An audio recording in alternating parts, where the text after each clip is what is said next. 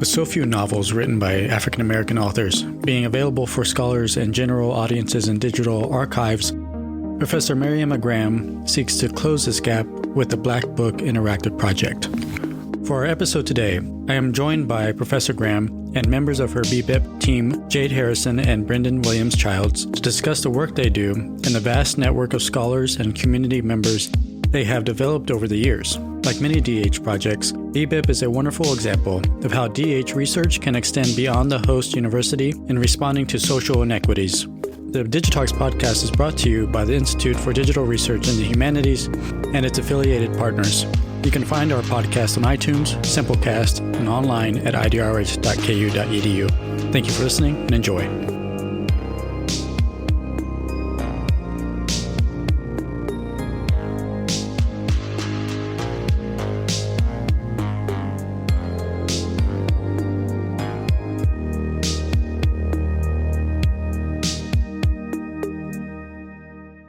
So to begin with, I'd like to give our listeners a greater sense of who you all are and the research that you do. And if we could begin with Dr. Grahm.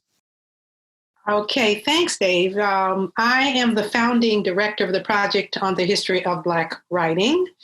1983 it began, and BBIP, the Black Book Interactive Project, is one of our activities right now. It's probably the major function that we are involved with as a result of several rounds of funding. And Jade? Hi, David. So my name is Jade Harrison. I am the current project manager for the Black Book Interactive Project. I'm also a second-year doctoral student in the English department here at KU. My research interests primarily focus around late 20th century African-American women's fiction, and I complement my research in the digital humanities. And I'm particularly interested in tracing shifting representations of Black women writers across African-American literary history, but more specifically, I like to assemble information about Black women's literature into useful and publicly accessible data sets. Great. Thanks, Jade. Brendan. Yeah, hi. Thank you so much for having us on today, David. I am Brendan. I'm a collections assistant with BBIP. I'm the newest member of the team, which is very exciting, and I will be a research assistant helping BBIP and the Hathitrust research library put together specialized data sets for scholars working in digital humanities with an emphasis on Black literature. I am a first-year MFA candidate at the University of Kansas. My specialty is in fiction. Great. Thank you all. And so get into the project, or before we get into BBIP directly, I kind of want to get and as our listeners know, this is a podcast about the digital humanities, kind of focusing on that topic specifically. I kind of want to get a sense of, so with Dr. Grahm, in the previous conversation you and I had, we discussed that the current moniker that we give to the digital humanities is newer than the actual sort of maybe project and separate projects that have gone on before that moniker actually took on. So I kind of want to get a sense of what maybe each of you think or have sort of think of digital humanities, and maybe what it adds to traditional humanities research. Yeah, I guess I can jump in here. I think overall for me, digital humanities, I was introduced to DH through African-American literary study. So for me, one thing I've come to realize is that I think there is a lack of scholarship that's produced at the intersections of DH and African-American literature, especially scholarship that focuses exclusively on the usefulness and importance of data sets related to Black literature, but also Black women's literature. And, for me, I've come to realize that assembling data sets about Black literature can really open up interesting discussions about how organizing and curating information about Black literature can help produce, thought-provoking questions and critiques and new discoveries within African-American literary study. So for me particularly, DH has given me an opportunity to really produce publicly accessible data sets about Black women writers. And I think, and, I don't think I would have been able to do this outside of the field of DH. So. Great. And Brendan. Yeah, so I am actually still very new to the idea of digital humanities, but it has been something in my field in fiction, something that people have been playing with without calling it digital humanities. We have like hypertext fiction. We consider sort of like interactive fiction. The synthesis between games and literature is very much something that has been floating around for the last 3 or 4 years. So coming into this project that combines my interest in preservation of literature and especially preservation of traditionally marginalized authors' work, and seeing that the sort of conversations that are happening in like unrelated field of fiction about how to disseminate information in digital ways, like how to best, preserve and make interactive and accessible to a broader public, all sorts of different humanities topics has been really exciting. So getting to see the, that specific exploration across a variety of humanities genres has been pretty cool. And I am still learning more about the history of digital humanities, but I think it has a wide variety of applications just because there's so much that you can do with traditionally like STEM things and applying them to all sorts of non-STEM professions and academics. Great. And Dr. Grahm? I can put those things together. So thank you, Jade and Brenda, for really giving me the clues that create the umbrella that we use. Term that we use is, of course, the digital humanities. It is, in very simple terms, a technology that allows us to access a large body of work. And HBW, the portion of HBW that has used that the most, of course, is the Black Book Interactive Project. And the easiest way to explain it is to talk about HBW's evolution. So we started recovering work. Jay talked about understudied work. Brendan talked about the access. So if you don't have that work, you don't know it exists, you can't study it. So our recovery work created a collection. This was a paper collection. That is, it was books themselves. And we started in the 80s, so this is pre-digital. So what we did was we photocopied every book we found. Because we didn't own all the books, but we got them through a library loan. And that created a collection. It was our book collection. And that collection at some point only resided in our office, in our space. And the only way you could access it was to come visit us. But quickly we discovered that if we had copies of everything, photocopies of everything, as digital technologies improved and developed, we decided, let us convert the collection to a digital collection that can be accessed by people, which means you can access it remotely. So you need, obviously, the collection to be in a digital format, and you need the technology to be able to access. So everybody obviously has to have a computer, or you have to have a phone, or you have to have some smart device to be able to access. So technology is moving rapidly along, and we are trying to take advantage of those technologies. So if you go from collection to digital access, then the next big area, of course, is research. And what's really important here is something that Brendan said, that is, we have books in our collection that nobody knows about. We have to preserve those books. If the best way to preserve them now, because they were hidden all along, we did the difficult work of finding them. But if we don't create a digital format and opportunities for research, those books will get buried once again. And the next burial will be a permanent burial. because things now are much more available to us. And the assumption is that if you can't access it digitally, it probably doesn't exist. And that's the battle we've been fighting the whole time. The belief that because we don't have it and we can't get a digital copy, it must not exist. It's not important. So at this stage, we are creating that larger access through a partnership with Hathitrust. So preservation on the one hand, access, research is the third big component. As a small outfit, we don't have the skills or the professional training to do that level of research because, again, that's using advanced technology. So that's where we are now. From the stage of collecting or recovering and collecting, through digitizing, through enabling access and research. The use of the term data sets is something that we hear more and more. And so we are a collection of data. And that data becomes available to people to use, to do more work with. The key fundamental difference, I think, is that you can work at scale in these digital collections.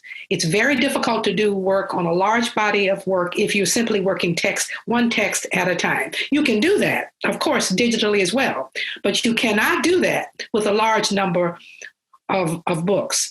And in our field, that is African American literature, and most fields that are understudied, the belief that one book at a time minimizes the importance of traditions and trends and practices and genres over time. So if you're not working at scale, you get a very skewed idea of what exists. So this is the research component that we are now reached. So after 35 years, we're now at a point where we can do what we had wanted to do years ago, but didn't have the opportunity to. So technology is helping us and we're catching up with it. Great, thank you. And Dr. Grahm, one of the things you mentioned, I believe in our previous conversation, was that it's not always easy to find or locate which books haven't been talked about, or at least locate those authors that have not received the sort of attention or are not as well known as other authors. There's a process in identifying those authors that may have wanted to stay under the radar when they were writing. Am I recalling that correctly, or? Yes, you're recalling that correctly. But in the context that we are operating today, we have a sort of a broad understanding of what African American literature is. Whether or not an author wants to be identified as Black, that author's work at the time it was published, generally that author had a single identity. We are much more sensitive and much more nuanced in our recognition of identity today, but African American literature is a broad term. So we include those authors, an author like Frank Yerby, who was not known to be Black and was publishing in Spain until he died. And so nobody knew. And he did not write necessarily about overtly Black subjects. But if you look at his work more closely, and which is what digitizing his 40-something books allows you to do, you can see the way race enters in, even though his characters don't appear to be Black. So the study of the literature and the identity of the author are sometimes at odds, but the collection includes all of those writers. But because we are describing the collection, and the term for that, of course, is metadata, we indicate if the author does not want to be identified as Black, but the author is still in the collection.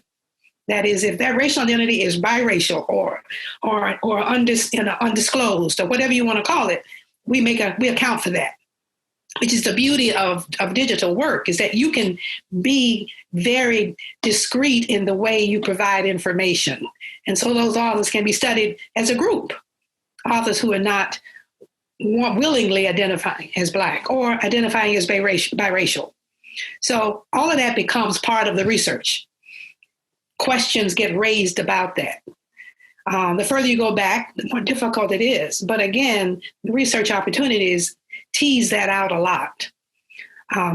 So how do we find an author? Jade is involved in some of that right now. So we can talk about some of the things that we do, because we're still, every time we recover work, we have to confirm the identity of an author so we know. Not for elimination purposes, but so that we know. So Jade, can you remember some of the things that we're doing? What are some of the things that some of the staff members are doing now as they add new authors to the collection? Yeah. So as Dr. Grahm likes to say, BBIP, we always have sort of, multiple trains running. So one of those trains is, we're actively trying to expand our collection. So we're always looking for literary texts that we don't currently have in our collection, or we're also looking for other literary collections that that sometimes are donated to us, or and then we track down those collections and we work with the people who have started those collections. But right now, we have one of our undergraduate research assistants, Andy.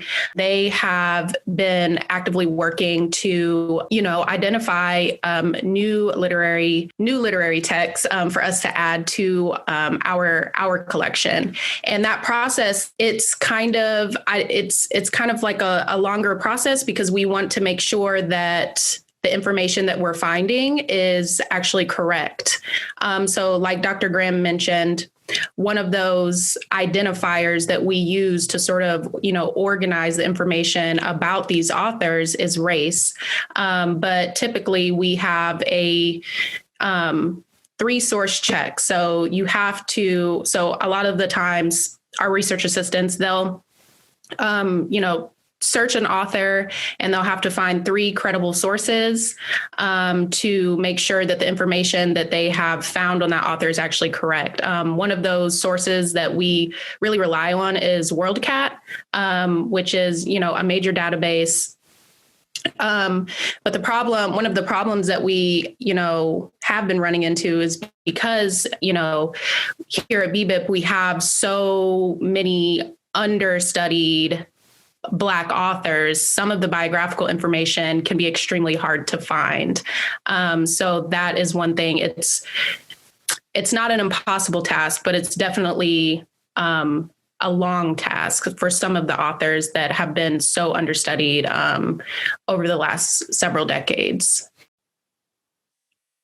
I can add to that one thing, and before Brenda can add some more stuff, is that one of the things about being as old as we are, we know that other people have been kicking in to this research in different ways. And I have been extremely fortunate by doing this work so long that people know that we collect everything. Basically, we are hoarders. And because we can collect studies that other people have done, then that information often has also sought to solve the problem of identity. So just this week, for instance, I was looking at the African American Materials Project, which, as far as I know, is the first project that attempted to create what we call bibliographic control over Black books by and about Black people. Now, this was the 1960s.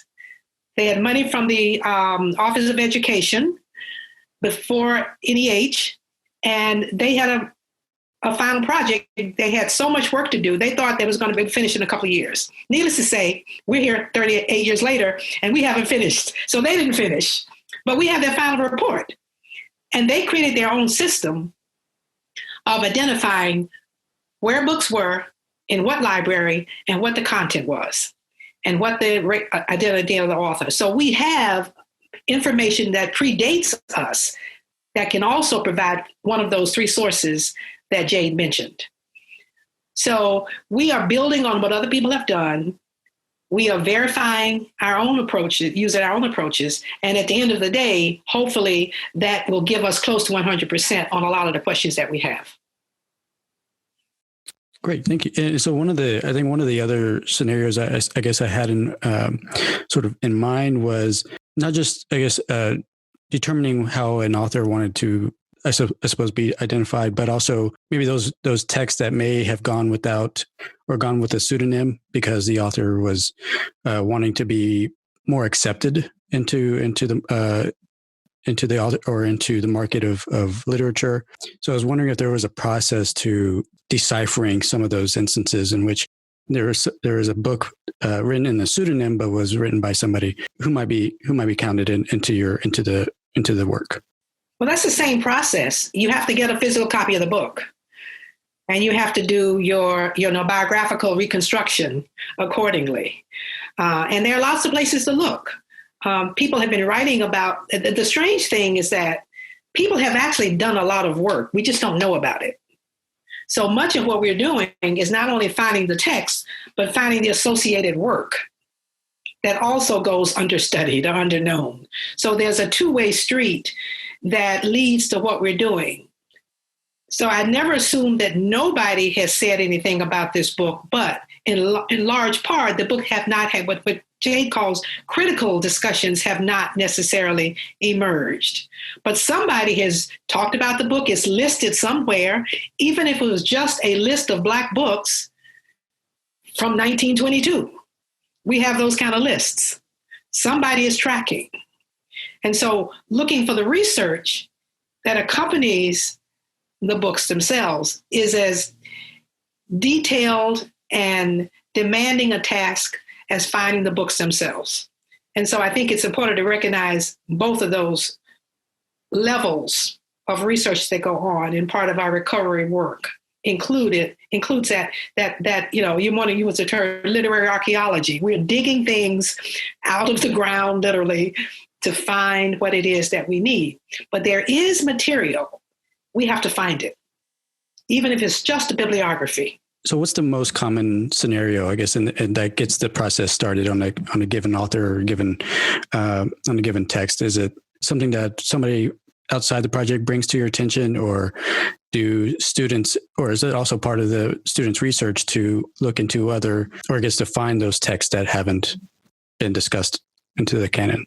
Yeah, I mean, in my experience doing inventory so far, things come from people who have a lot of knowledge of texts, who often have like actual physical collections of texts, and who say, here's what I have. Are you interested in including this in your very large archive? And of course we are, but we do have to double check that we don't already have copies of those things.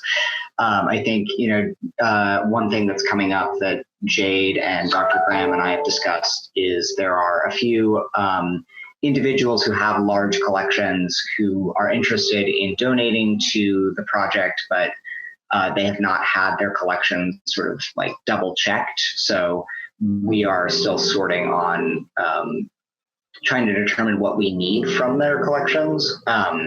But once we get those, then they become processed by either graduate students like me or undergraduate students like Andy. They go into a very large inventory list and are categorized by their publication date, by the author's first and last name, the title, and then sometimes also by pseudonym. There are a few in the collection that I was working on, in the inventory I was working on. There were a few authors whose pseudonyms were also listed with their name. So to some degree, if you get a new book in, it's possible that we have it under one name or under another one, but we keep track of those things as well. And just to get an idea of I guess, that inventory process, and also in terms of donated books, how many do you, what's that, I guess, the rate of books that have brought to your attention through donations and people coming to you? I actually don't know. I know that we get emails in pretty frequently, I would say, but I think Jade and Dr. Grahm know more about how the donation process looks right now, because I've only worked on the end where the lists are here already and not on, getting the books to us. Well, a big part of the sort of like identification process and like the donation process, we often get lists of novel collections, and these are very extensive lists with hundreds of books. For example, two lists that were donated to us. One was from Kathleen Bethel, and another one was an Essence bestseller list that was given to us by Jacinta Saffold, who is also, she was a BBIP scholar for our first cohort. So it's kind of, it's kind of like within the system, a lot of our BBIP consultants or BBIP scholars, they'll bring things to our attention. But a lot of the times with when we do receive those when we do receive those lists, we actually have to track those books down. So one of the ways that we do this is through interlibrary loan at the KU library, which has been very, very helpful. We do a little bit of research on the actual text itself. Typically, we always try to track down the first edition so that we can make sure that everything's consistent. And if it is like a later edition, since so many novels and so many texts often have multiple editions, we'll make sure that as the first editions, we can keep everything consistent. But for a while, we just order these books and, we have a physical copy of them. So we're able to make scans of them. And we store the scan file and give the book back. As far as the physical hard copy donations, Dr. Grahm may be able to talk more about that. The most recent collection we've received or list is from the Detroit Public Library.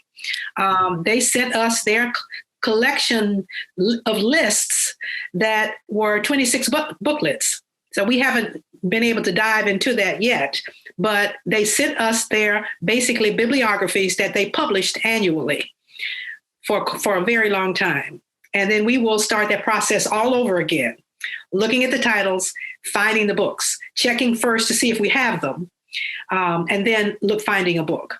And those books come through interlibrary loan. And if we have private collectors, if we can't find it through interlibrary loan, our private collectors might be holding the copy. So, and some books we cannot find. That's the other thing. There's still, there's an empty folder, physical folder, a digital folder, and a physical folder in our filing cabinet in the library that has nothing in it but the name of the author. Or we can't find any biographical information. Again, emptiness. So there are things we can't find, but we do a pretty good job of being detectives and finding that information. But those lists just keep coming. People know what we're doing. We encounter people all the time. And as I said, the latest find is from the Detroit Public Library. Now, that's not an academic library, but that's a community that was very interested in collecting books by Black authors and letting people know who those books were. And so we learned about them. We met with them. They're happy to be included because one of the things that we do, whatever titles that we don't have, if those titles are given to us, say the Kathleen Bethel list, they become the donor. And that donation, that name follows the record of that collection. So people who see our archive or look at our database, they will see the owner of this collection or the contributor of this collection is Kathleen Bethel, in this case, the Detroit Public Library. So you have an identity in terms of the paper trail. And that, of course, builds community for us. And people trust us because they know that we don't take everything. It comes under our umbrella, and then it's lost. The history of it is lost. So everything has a history that's in our collection. And that history is described through the metadata. And one thing that I've come to find is characteristic of DH projects is that they often go beyond the campus that houses the project. Could you speak a little to, or all of you, speak to the partnerships that you've been able to develop over the years, and that are kind of because you mentioned there are community partners with the community libraries, but yeah, if you could speak a little bit to those partnerships.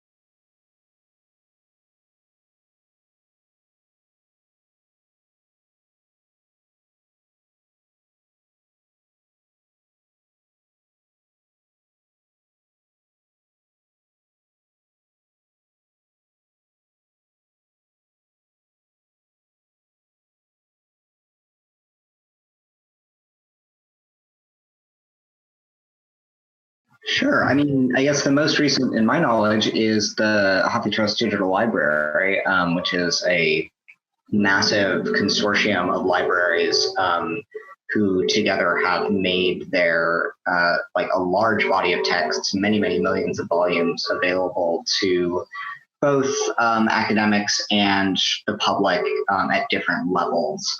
And we are now partnered with the research branch of this very large library to help them sort of bridge the equity gap in their collection by, identifying Black authored texts, specifically novels, that they should have in their collection at large. We only do this through partnerships. That's the only way to work. One, we don't have the staff capacity, and we need to, the outreach requirement is bottom line. How do we find material? People help us find material. People help us process material. People help us confirm. So our partnerships have started from the very beginning. Each of our grants, and BBIP is now on its third round of funding. And in each of those instances, we've had partners. IDRH was always and always will be our partner. They were the baseline when we started BBIP around 2010 here at KU. And they serve as consultants. The individual staff serve as consultants. Partnerships like University of Chicago, who did the original digitizing for us because we didn't have the capacity to do that. We're doing it now, but we couldn't do it at first. But they also built the interface, the way in which people gain access to our collection independent of Hathitrust. So our own collection is digitized and available for research through the philologic interface. So that was a partnership with the University of Chicago. The publishing partnerships, that is, once you do research, you want to also publish it in a digital format. The University of Illinois, Afro PWW, are partners for that.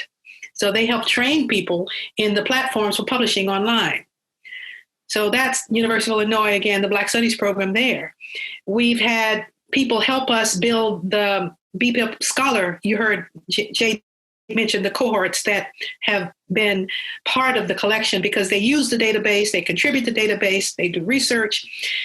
The HBCU Library Alliance, they are all librarians and professional information specialists, and they have been a partner in terms of helping us to go in the right direction because we're not the specialists in that field. The College Language Association is a professional organization where we have our workshops. Go to a professional meeting, we have the largest number of people there. We do a workshop during their meetings. So partnerships are essential to what we're doing.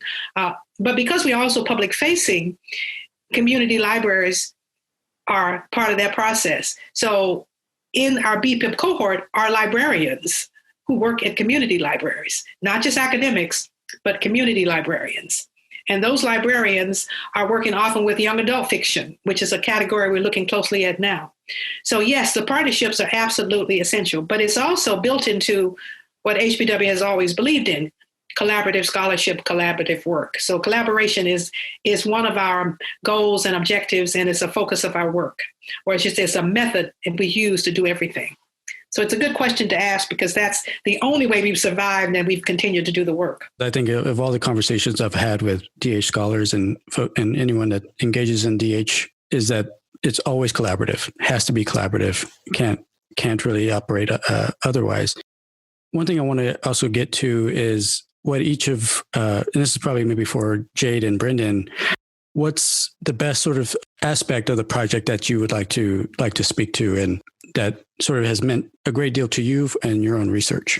Well, I think for me, probably the most, I wouldn't say it's the most important aspect, but I think the aspect of BBIP that has really contributed to my research has been my work with our collection, our vast collection, but also, just thinking about how to organize data, because that, really aligns with my own personal research. One thing with the BBIP collection that we're doing right now is we're trying to organize, all of the information that we're finding about these authors and these texts, and we're trying to organize them in a way that's going to be useful for folks who, want to gain more access, but also acquire information about Black authors, whether they're understudied or whether they're widely recognized.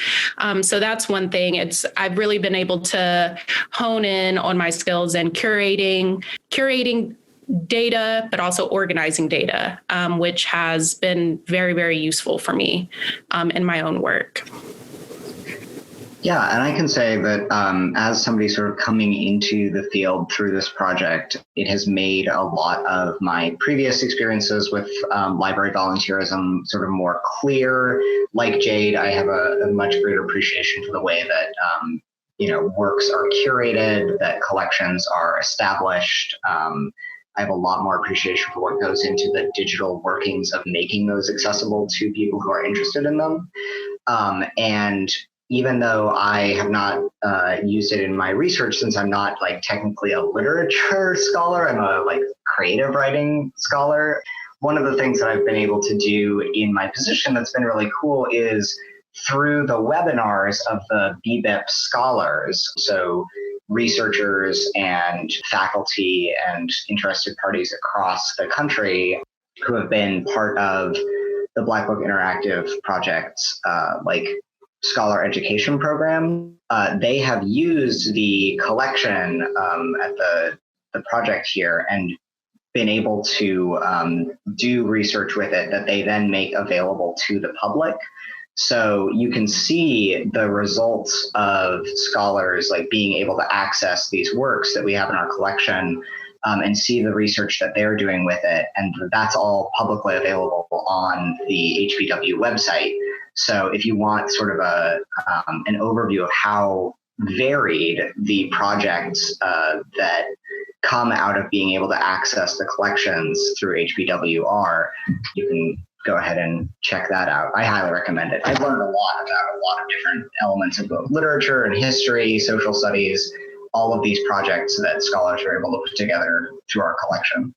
Great, thank you. And so I'd like to sort of end our conversation with parting of some wisdom that you all may have for, in the case of Jade and Brendan, fellow students who may be looking to get into not just BBIP, but also DH generally, and Dr. Grahm, for as you may know, there are still faculty members who are still remain a bit unaware of these sort of projects and the tradition of DH generally. So I was wondering if you sort of looking to, I guess, end our conversation with some parting wisdom for folks who are students or faculty looking to get into or who may be unaware of DH generally.